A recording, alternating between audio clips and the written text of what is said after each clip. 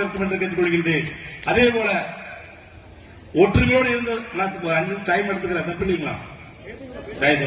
அதே போல வரலாற்று சிறப்புமிக்க கோபி நகராட்சி நுழைவாயிலுக்கு சென்ற ஆட்சி காலத்தில் அது மறுசீரமைக்கப்படும் பொழுது எம்ஜிஆர் நூற்றாண்டு வளைவு என்று சொல்லிவிட்டார்கள். அண்ணாச்சி அவர்கள் எவ்வளவு தூரம் போராடினார்கள். வேண்டுமென்றால் நீங்கள் பணத்தை கொடுத்துவிட்டு உங்களது காமராஜர் பெயரை வைத்துக் கொள்ளுங்கள் என்று சொன்னார்கள். அண்ணாச்சி 50 லட்சம் ரூபாய் ஒரே சக்கர தரம்னாரு. ஆனாலும் அந்த ஆட்சியில் நமக்கு ஒரு கரும்புள்ளியாக உள்ளது. இந்த ஆண்டு மேபுரம் காமராஜர் நுழைவாயிலுக்கு ஆரம்பிக்க முன்னால இருந்து நாங்க கையில் எடுத்துட்டோம். ஒட்டுமொத்த சமுதாயம் எனக்கு என்னைக்கு சொல்ல வரல. ஆனா தொடர்ந்து அத்தனை அமைச்சர் பெருமக்களையும் மேல தலைமைச் செயலகத்தையும் தொடர்ந்து பண்ணிட்டே இருந்த சென்ற ஆண்டு நடந்த சென்ற ஆட்சி காலத்தில் தவறு இந்த ஆட்சி காலத்தில் வந்துவிடக் கூடாது. இது எங்களுடைய கர்ம வீரர் காமராஜர் ஐயா காலத்தில் 1958ஆம் ஆண்டு அங்கு கட்டப்பட்டு அவருடைய பெயரால் திறப்புல செய்யப்பட்ட கோபியின் அழகான ஒரு நகராட்சி நுழைவாயில்.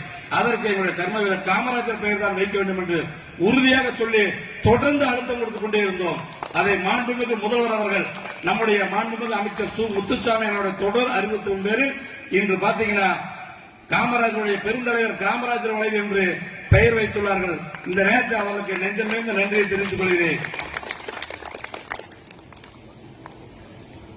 அதே போல அரசு வேலை வாய்ப்பு, இத்தனை பேர் நம்ம கூட்டத்தில் இருக்கிறோம். இதுல அரசு வேலையில யாராவது இருக்கீங்க கை தூக்க சொன்னா நிச்சயமா 3-4 பேர் கூட தூக்க மாட்டீங்கன்னு நினைக்கிறேன். எனக்கு இருக்குள்ள தெரியல, இருந்தாலும் சொல்றேன், அரசு வேலை வாய்ப்பில் நம்முடைய கவனம் இல்லை.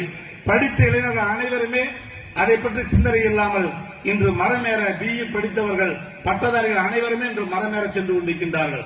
ஒரு நாளைக்கு ஏறி 2000 ரூபாய், மாசம் 60,000. எங்களுக்கு அரசு வேலை முக்கியமில்லை என்று சொல்கிறார்.